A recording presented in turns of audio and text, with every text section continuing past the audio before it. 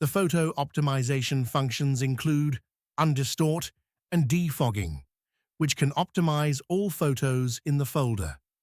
To keep the optimized photos consistent with the original photo names in the track file, the optimized photos will adopt the names of the corresponding original photos.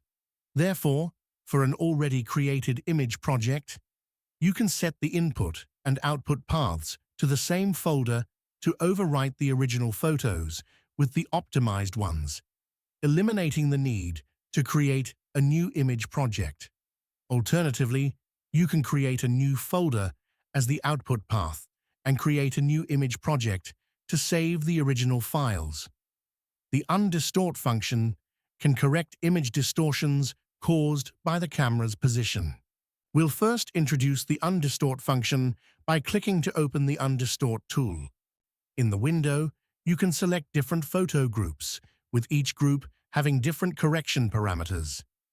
These parameters can be obtained from the hardware manufacturer, or after completing a line, the software will automatically calculate the correction parameters and populate them in this window. Checking the Image Enhancement option improves the clarity and contrast of the output image.